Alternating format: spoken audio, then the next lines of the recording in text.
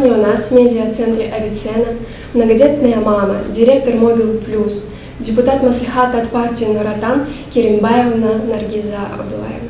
Ал құрметті достар, бүгінгі бізде медиа орталығымызда Наргиза Абдуллаевна ханым. Қош келдіңіз бүгінгі біздің медиа орталығымызда. Сәлеметсіз бе, құрметті отандастар, құрметті студенттер. Что мне рассказать сегодня? Мне 39 лет.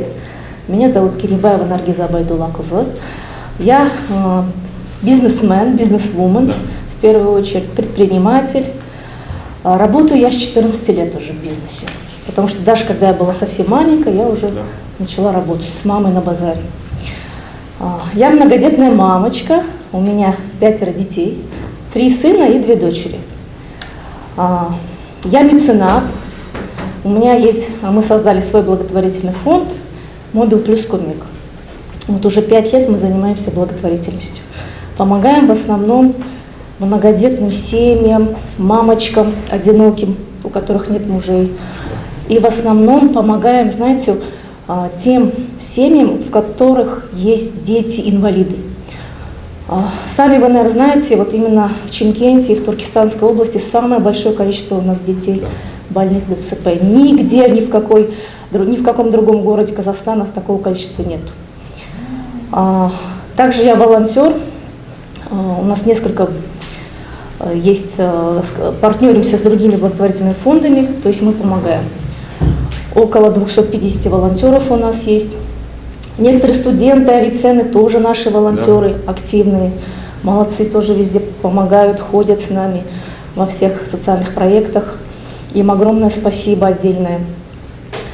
Я супруга. Так, что еще? Член партии Нур-Отан и уже вот в этом году депутат нашего городского маслихата. Вообще, конечно, нужно правильно распределять свое время.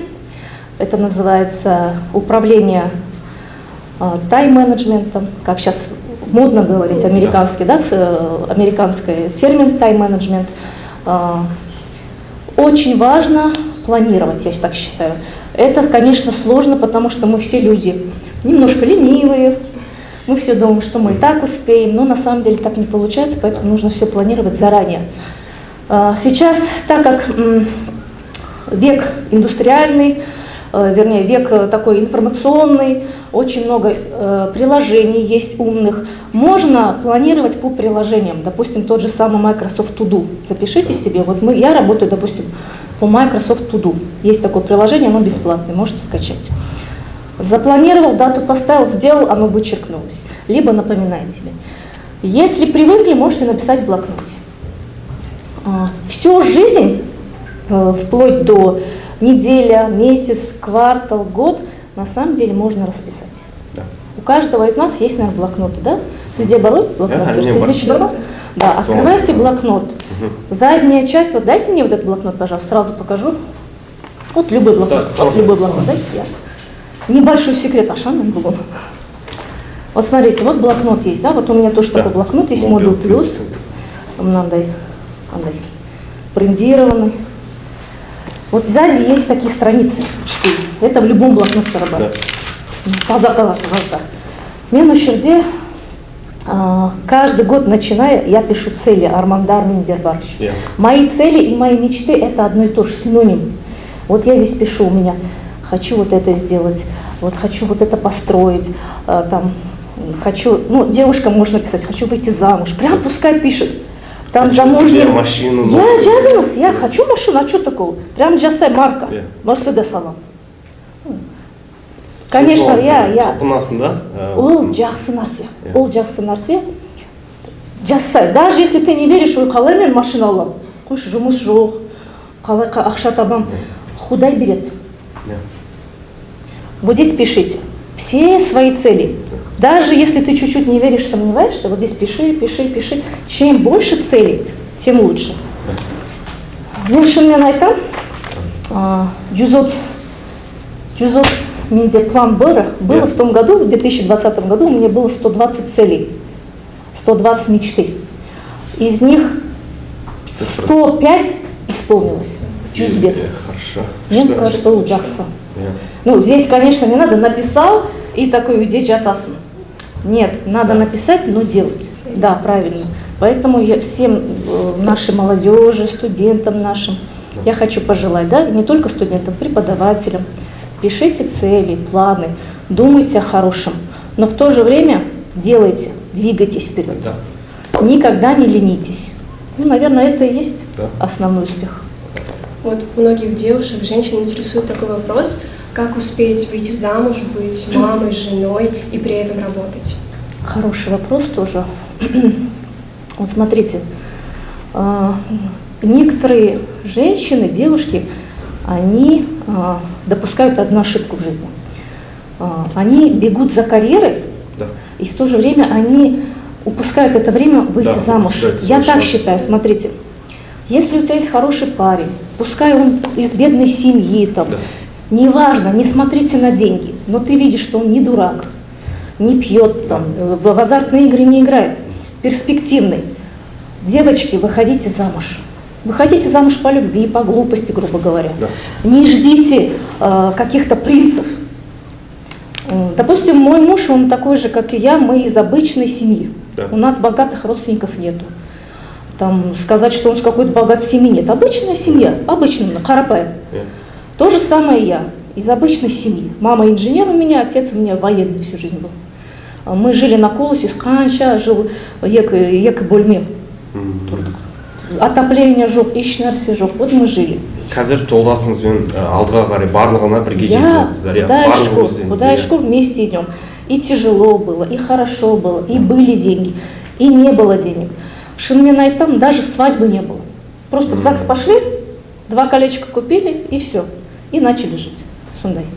Поэтому девушкам, женщинам хочу самое главное пожелать. Все делайте вовремя.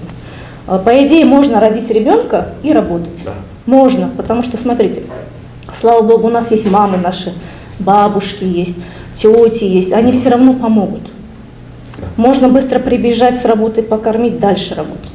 Можно, если ты хороший специалист, зарабатывать те же самые 200 тысяч, нянечки платить. Сколько сейчас? 40, 50, 70, да, по-разному. Платить. Но все равно тебе останется. Главное в себя верить. Да. Не надо говорить, ой, сейчас у меня ребенок до 3 лет, я буду дома сидеть. Потому что женщины в основном, они деградируют, когда сидят дома. Зачем вы пошли в депутат или что-то хотите изменить? Такая, да, правильный вопрос у Сурахтар. Было вообще так, я сейчас сразу расскажу, как и все секреты раскрою.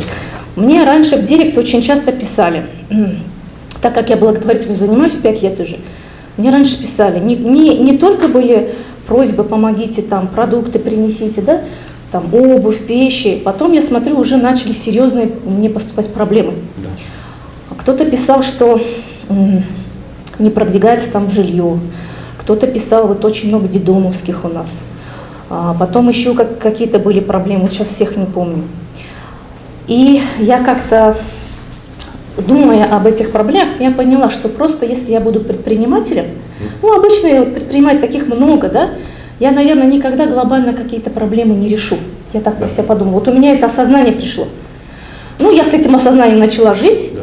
И вот в том году я слышу, Елбасы сказал, 30% квоты для депутатов отдайте женщинам. Да. И я в тот момент подумала, почему бы мне не попробовать, да? Да. Ну, чем я хуже? У меня 2 высших образования, сейчас 3 получаю. Я активная социально, да? Я сама себя сделала, свой бизнес сама поставила на ноги. Я грамотная, я хочу помогать людям, почему бы мне не попробовать? И особо не задумываясь, я пошла в праймерис.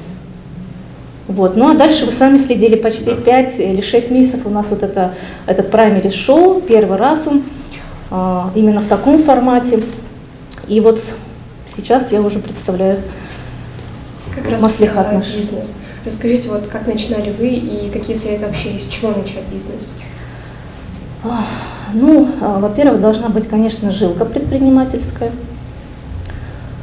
Я свой бизнес начала, я очень долго искала нишу. Я, знаете, чем только не занималась. Я и на базаре продавала окорочка, колбасу. Раньше еще, знаете, какие базары были? Не бутики, а вот помните, лоточки стояли? Да. И вот у меня был такой, 2 лоточка у меня было. Моя мама днем работала, а я приходила после школы, после Я быстро бежала и на базаре работала. До ночи почти. Там же я уроки делала. И тогда мне уже понравилось зарабатывать деньги. Я уже тогда поняла, что, оказывается, это круто. Да. Вот, поэтому потом я уже вышла замуж, я работала на телевидении журналистом. Помните, раньше у нас был на Утраре программа «Час без родителей». Вот я там работала 3 года. Там тоже где-то был коммерческий отдел, у нас мы рекламу делали молодежную. Тоже мне понравилось это, что можно зарабатывать деньги. Потом в один момент я еще, знаете, раньше у нас же было очень много сетевых вот этих программ, Мэри Кей. Я и там 7 месяцев поработала, мне интересно было. Там я стала тоже каким-то платиновым менеджером или директором, я сейчас точно не помню. Там мне тоже большой опыт я получила именно общением с людьми. Да. Потому что я во все аулы ездила с этой тяжелой сумкой. Говорю, давайте я вам крем намажу. Помните же, да? Давайте я вам это. То есть меня говорили, не заходи сюда, потому что у нас же не любят сетевиков. И этот у меня опыт был. И вот сейчас компании нашей уже 11 лет. Потом уже пришло сознание, что я хочу вот заниматься сотовой связью, продажей техники, электроники. Отсюда я хочу сказать, еще один совет дать. Не ищите какую-то престижную, крутую работу. Сразу в кресле сидеть. Такого никогда не будет. Занимайтесь то, что по душе, потому что это опыт. Опыт это бесценно. Попробуйте сейчас этим позаниматься. Не получится, вы все равно оставите опыт. Пойдете дальше. Там поработаете. Может быть, не получится, не надо руки опускать. Вы опять-таки сюда в копилочку еще один опыт положили. Сейчас все, чем я занималась когда-то, оно мне пригодилось. Мне вот легко, я с любыми людьми могу общаться. В ауле, в городе, с какими-то крупными бизнесменами, или там, может быть, наши обычные там простые люди, да, которые там работают там где-то на базаре, может быть. То есть со всеми общий язык я могу находить, потому что я везде была. Я и на базаре работала, и на телевидении работала, и в большом бизнесе работаю, да? Да. Вот, поэтому опыт бесценный. Жалпы қазіргі өсіп келе жатқан жастарға өзіңіздің бір ақыл кеңесіңізді айтсаңыз, осындай немен еңбекқорлықпен осындай үлкен успехқа жетуге болатынын жалпы өзіңіз айтып кетсеңіз.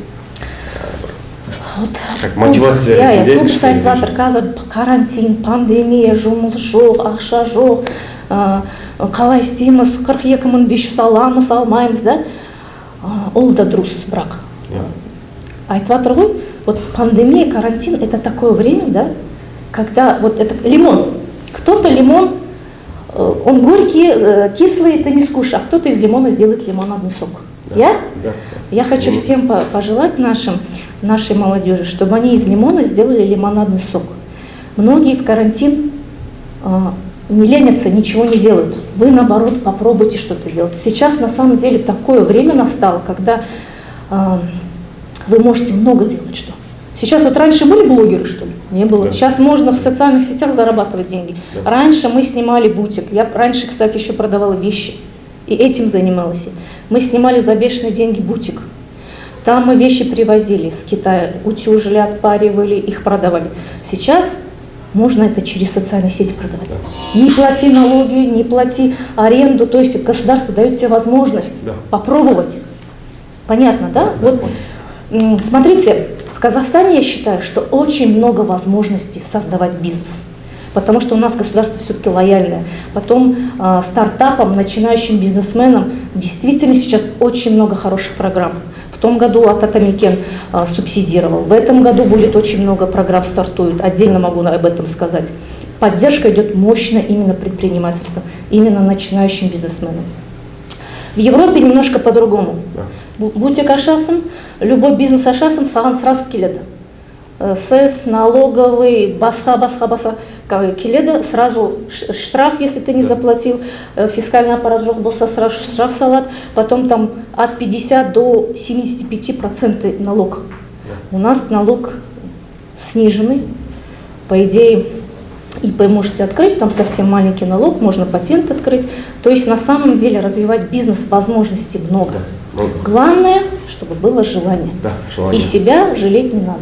Да. Трудом. Но это мой жизненный путь. Так я достигла, наверное, вот такого успеха, да, можно сказать. Вы как депутат можете сказать, какие программы разрабатываются сейчас для молодежи и вообще какую роль играет сейчас молодежь? В Нур-Отане у нас кроме основного есть наше креативное движение, наши основные молодые ресурсы, это Жасутак, сразу хочу сказать. Поэтому молодежь сейчас играет очень большую роль в становлении нашего и в развитии нашего государства, потому что молодежь – это наше будущее. Вы – это наше будущее на самом деле. Потому что через 5-10 лет именно вы будете стоять здесь, будете бизнесменами, будете сотрудниками каких-то компаний, будете работать, может быть, в организациях крупных. Поэтому очень важно тоже помогать нашей молодежи. Со стороны, так как я работаю по сектору предпринимательства, туризм и инноваций, могу сказать, что очень много программ именно на развитие стартапа. Это наша молодежь, конечно же, наши молодые семьи, молодые люди. Мен кәсіпкер буламын. Потом там идет 100 женщин, 100 мужчин, 100 девушек, 100 парней. Это опять-таки субсидирование идет со стороны государства. Поддержка, конечно, идет очень мощная. Что сказать про молодежь еще? 20% депутаты у нас прошли именно вот молодежка. Это, я считаю, очень мудрое решение со стороны тоже Елбасы. 20% квоты была отдана именно молодежи. Очень много сейчас депутатов у нас до 30 лет есть. Самым молодому, если не ошибаюсь, 24 года. Вот, поэтому обновился состав. Я надеюсь, что в этом составе, с такими молодыми, креативными, у них новый свежий взгляд. Будет очень интересно и результативно поработать, я так думаю. Наргиза Абдуллаевна, сізге көп рахмет. Жалпы бүгінгі Авиценна медиа орталығына келіп өзіңіздің сұхбатыңызды бергеніңізге сізге творческий успехтер тілеймін. Және де осындай күнде әдемі кейпіңізбен жүре беріңіз. Тағы да үлкен жерлерге көтеріліп жүре беріңіз. Сізге көп рахмет. Сізге рахмет, что пригласили. Үлкен рахмет. Ал құрметті достар, бүгінгі біздің сұхбатымызды аяқтаймыз. Сіздерге көп рахмет. Сау болыңыздар. До свидания.